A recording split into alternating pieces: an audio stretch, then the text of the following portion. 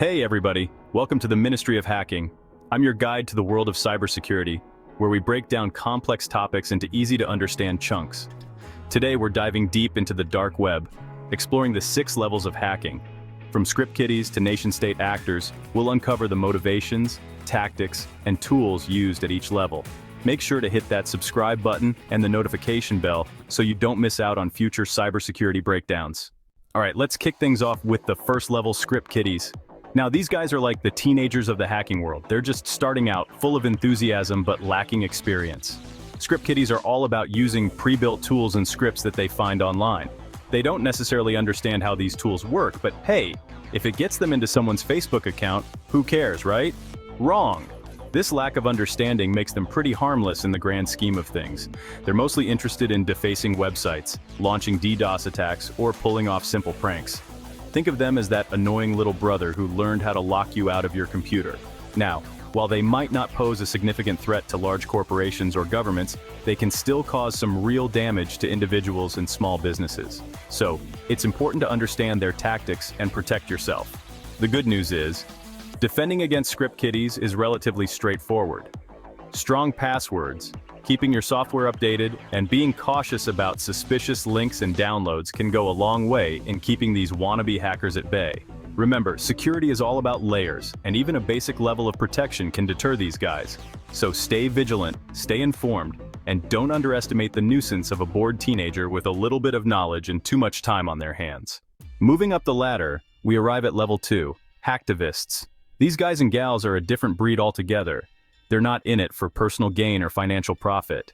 They're driven by ideology, by a cause they believe in, whether it's political activism, environmentalism, or animal rights. Hacktivists use their technical skills to make a statement, to bring attention to issues they feel strongly about. Their weapons of choice, website defacements, data leaks, and DDoS attacks aimed at organizations or governments they perceive as their ideological opponents. One of the most well-known examples of hacktivism is Anonymous, a decentralized group that has been involved in various high-profile protests and cyber attacks. They've targeted everyone from government agencies to corporations, leaking sensitive information and disrupting online services to expose corruption and advocate for transparency. Now, while their intentions might be driven by a sense of justice, hacktivists walk a fine line between activism and cybercrime. Their actions can have serious consequences, disrupting critical infrastructure, causing financial damage, and even putting lives at risk. So while you might sympathize with their cause, it's important to remember that hacking, regardless of the motive, is still illegal and can land you in hot water. Buckle up, folks, because at level 3, things start to get serious. We're entering the realm of cyber criminals, where profit reigns supreme. These individuals and organized groups are motivated by one thing: cold, hard cash. They're the masterminds behind phishing scams, ransomware attacks, credit card fraud, identity theft, and other malicious activities designed to steal your money and data. They're like the digital equivalent of bank robbers, except they don't need guns or ski masks, just a keyboard and an internet connection. Cybercriminals are constantly evolving their tactics, exploiting vulnerabilities in systems and software to gain access to valuable information. They operate in the shadows, often using sophisticated techniques to cover their tracks and evade law enforcement. One of the most notorious examples of cybercrime is the WannaCry ransomware attack, which infected hundreds of thousands of computers worldwide, encrypting their data and demanding ransom payments in Bitcoin. This attack crippled businesses, hospitals, and government agencies, highlighting the devastating impact cybercriminals can have on a global scale. So, how do you protect yourself from these digital bandits? Strong passwords, multi-factor authentication, being wary of suspicious emails and links, and keeping your software up to date are crucial steps in fortifying your defenses. Remember, knowledge is power, and staying informed about the latest threats is your best defense against falling victim to these cyber outlaws. Hold on tight, because at level 4, things get personal. We're talking about insider threats, those individuals within an organization who abuse their access for malicious purposes. These are the disgruntled employees, the corporate spies, the ones who know the ins and outs of a company's security and use that knowledge to their advantage. Insider threats can be motivated by various factors, from financial gain to revenge, or even just plain old curiosity. They might steal sensitive data, sabotage systems, or disrupt operations, causing significant financial and reputational damage to their former employers. Think of Edward Snowden, the former NSA contractor who leaked classified information about government surveillance programs, or the Yahoo engineer who pleaded guilty to hacking into the accounts of thousands of users, including those of his ex-girlfriend. These insider attacks can be particularly difficult to detect and prevent because they often involve individuals who have legitimate access to sensitive information. It's like having a thief living in your own house, someone you trust betraying you from the inside.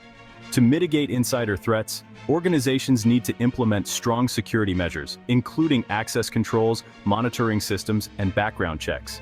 But beyond technology, it's also crucial to foster a culture of security awareness, where employees are trained to identify and report suspicious activity. Hold on to your hats, folks, because at level 5, we're entering the big leagues, the realm of nation-state actors. These are government-backed hackers, highly skilled and well-funded, engaged in cyber espionage, sabotage, and even cyber warfare. Think of groups like Fancy Bear, APT-28, and Cozy Bear, APT-29, linked to Russian intelligence agencies, or Unit 61398 of the Chinese People's Liberation Army.